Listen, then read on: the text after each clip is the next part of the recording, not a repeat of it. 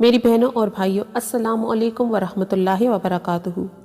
محترم ناظرین، ہماری آج کی ویڈیو میں ہم آپ کو بتائیں گے حضرت رابعہ بصری کی ایمان افروز کرامت کہ حضرت رابعہ بصری کی دعا سے ایک گدھا جو مر گیا تھا وہ زندہ ہو گیا۔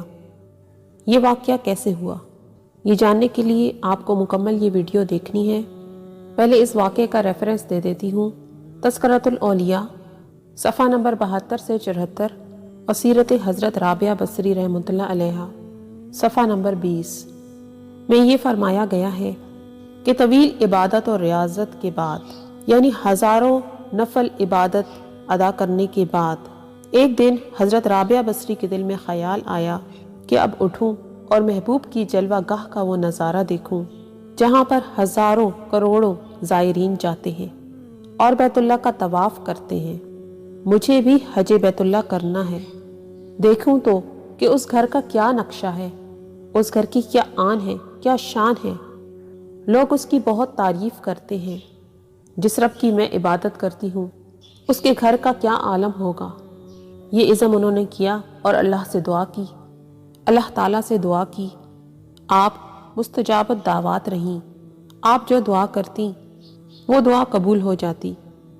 ان کے دل میں حج کا شوق پیدا ہوا تو اللہ تعالیٰ سے دعا کی اور اللہ تعالیٰ سے محو گفتگو ہوئی کہ یا اللہ، میں جلوہ دیکھنا چاہتی ہوں، محبوب تیرے گھر کا۔ میں تجھ سے عشق کرتی ہوں لیکن ہزاروں کروڑوں زائرین تیرے گھر پر جاتے ہیں۔ یا اللہ، میرے لیے بھی تو آسانیاں پیدا کر دے۔ اس وقت آپ کے پاس ایک گدھا تھا جو آپ کی سواری بنتا تھا۔ اس گدھے پر سوار ہو کر آپ سفر کیا کرتی تھیں، لیکن حج کا یہ سفر تو بہت طویل تھا اور اس وقت میں یہ سفر بہت ہی کٹھن اور مشکلات میں گھرا ہوا تھا۔ آج کے سفر کی طرح نہیں تھا۔ پہلے زمانے میں تو کئی مہینوں کا سفر ہوتا تھا۔ کچھ ایسے لوگ بھی ہوتے تھے جو راستے میں ہی دم توڑ جاتے تھے، لیکن حج کا شوق دل سے نہیں جاتا تھا۔ اللہ کے عشق میں گرفتار وہ خاتون اپنے لاغر سے، کمزور سے گدھے پر سوار ہو کر قافلے کے ساتھ چل پڑی۔ اللہ کے عشق میں ڈوبی ہوئی وہ خاتون اللہ کے دیدار کی تمنا لیے ہوئے اس کے گھر کو دیکھنے کے شوق میں محو سفر ہی تھی کہ راستے میں ہی ان کا وہ لاغر اور کمزور گدھا دم توڑ گیا۔ یہ بھی آزمائش تھی کہ اللہ کو آپ کی آزمائش مقصود تھی۔ بے حد غمزدہ ہوئیں کہ اب میں کیسے اس منزل تک پہنچوں گی۔ دوسرے قافلے والوں نے ازراہ ہمدردی کہا کہ کوئی بات نہیں، ہم آپ کا سامان اٹھا لیں گے، آپ اپنا سفر ہمارے ساتھ جاری رکھیں۔ آپ نے جواب دیا، جس پروردگار پر توکل کر کے، بھروسہ کر کے میں یہاں تک آئی ہوں، وہی مجھے اس منزل تک لے کر جائے گا۔ اگر میرے گدھے نے دم توڑ دیا ہے تو وہی اس کو دوبارہ اٹھانے والا ہے۔ اب یہ اس کی مرضی ہے کہ وہ اس کو ابھی اٹھاتا ہے یا حشر کے میدان میں۔ لیکن تم لوگ میری فکر نہ کرو، تم لوگ جاؤ اور اپنے سفر کو جاری رکھو۔ قافلے والوں نے یہ سنا تو خاموش ہو گئے اور آپ کو تنہا چھوڑ کر روانہ ہو گئے۔ اب آپ جنگل میں اکیلی تھیں۔ آنسوؤں کا دریا آپ کی آنکھوں سے رواں تھا۔ آپ نے اللہ سے دعا کی، تو نے ہی مجھے خانہ کعبہ کی زیارت کے لیے بلایا تھا اور اب تو نے ہی مجھے اس سے روک دیا ہے۔ راستے میں میرا گدھا بھی مر گیا اور مجھ کو جنگل میں تنہا چھوڑ دیا۔ اے رب العالمین، میں کمزور ہوں، تیرے دیدار کی پیاسی ہوں، مجھ پر اپنا فضل و کرم کر۔ ابھی آپ دعا میں مصروف ہی تھیں کہ گدھا اٹھ کھڑا ہوا۔ سبحان اللہ! آپ بہت خوش ہوئیں، اللہ کا شکر ادا کیا کہ اے میرے معبود، میری لاج ہمیشہ اسی طرح رکھنا۔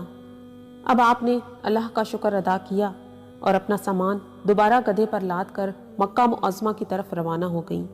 جب آپ وہاں پہنچی تو آپ نے دیکھا کعبہ خود آپ رحمۃ اللہ علیہ کے استقبال کے لیے چلا آ رہا ہے۔ آپ ٹھہر گئیں اور فرمایا، اے پتھر کے مکان، واپس لوٹ جا۔ مجھے تیری پتھریلی دیواروں کی ضرورت نہیں۔ میں مکان سے نہیں، مکی سے ملنے آئی ہوں۔ میں تو اس محبوب سے ملنے کی متمنی ہوں جس کا یہ گھر ہے۔ مجھے تیرے حسن سے زیادہ جمال خداوندی کی تمنا ہے۔ یہی وہ دن تھا جب حضرت ابراہیم بن ادھم ہر قدم پر 2 رکعت نماز ادا کرتے ہوئے 14 سال میں مکہ معظمہ پہنچے تھے۔ جب آپ مکہ معظمہ میں داخل ہوئے تو خانہ کعبہ اپنی جگہ پر موجود نہیں تھا۔ آپ نے خیال کیا کہ شاید میری بصارت زائل ہو گئی ہے، یا شاید میری عبادت و ریاضت ضائع ہو گئی ہے۔ لیکن اسی وقت عالم غیب سے ایک ندا آئی کہ اے ابراہیم، نہ تو تمہاری بصارت ضائع ہوئی ہے اور نہ ہی تمہاری ریاضت ضائع ہوئی ہے، بلکہ اصل حقیقت یہ ہے کہ خانہ کعبہ واقعی اپنی جگہ پر موجود نہیں، کیونکہ وہ ایک ضعیفہ کے استقبال کے لیے گیا ہوا ہے۔ حضرت ابراہیم بن ادم رحمۃ اللہ علیہ نے جب یہ سنا تو آپ پر رقت طاری ہو گئی۔ روتے ہوئے پوچھا، اے اللہ، وہ قابل احترام کون ہے؟ جواب ملا، سامنے دیکھ۔ آپ رحمۃ اللہ علیہ نے دیکھا کہ حضرت رابعہ بصری لاٹھی کے سہارے چلی آ رہی ہیں اور خانہ کعبہ بھی اپنے مقام پر واپس آ چکا ہے۔ حضرت ابراہیم بن ادم نے حضرت رابعہ بصری سے فرمایا، اے رابعہ، یہ تو نے کیا کر رکھا ہے؟ ہر طرف تیرا شہرہ ہے۔ حضرت رابعہ بصری نے فرمایا، دنیا میں شہرت تمہاری ہو رہی ہے، 14 سال میں بیت اللہ تک پہنچے ہیں۔ حضرت ابراہیم بن ادم نے فرمایا، رابعہ، میں 14 سال نماز پڑھتے پڑھتے یہ مسافت طے کی ہے۔ حضرت رابعہ بصری نے جواب دیا، تم نماز میں مشغول رہے، میں نیاز میں مشغول رہی۔ حضرت رابعہ بصری حج ادا کر کے رونے لگی، خدا تعالیٰ سے عرض گزار ہوئی کہ الہی، تو نے ادائیگی حج پر خیر خوبی کا وعدہ کیا ہے، اگر اب بھی میرا حج قبول نہ ہوا تو میرے لیے بڑی مصیبت ہے، کیا اس مصیبت کا بھی ثواب ملے گا؟ حضرت رابعہ بصری حج سے فارغ ہو کر بصرہ واپس آ کر عبادت میں مشغول ہو گئیں۔ محترم ناظرین، ہمیں بھی اللہ تعالیٰ سے اسی طرح محو گفتگو ہونا ہے، اسی طرح راز و نیاز کرنا ہے، پھر ہم خود دیکھیں گے کہ اللہ تعالیٰ ہماری دعا سنتا ہے یا نہیں۔ اس واقعے کو صدقہ جاریہ کی نیت سے شیئر کریں اور یہ واقعہ سن کر اور سنا کر ہم اپنی اصلاح کریں۔ پاک ہم سب کو ایسے ہی نیک بندوں کی صحبت میں رکھے، ایسے ہی نیک بندوں کے نقش قدم پر چلنے کی توفیق عطا فرمائے کہ جو کہہ دیتے ہیں وہ ہو جاتا ہے۔ اپنا بہت خیال رکھیے گا اور کامنٹس کرتے رہا کریں۔ جزاک اللہ خیر۔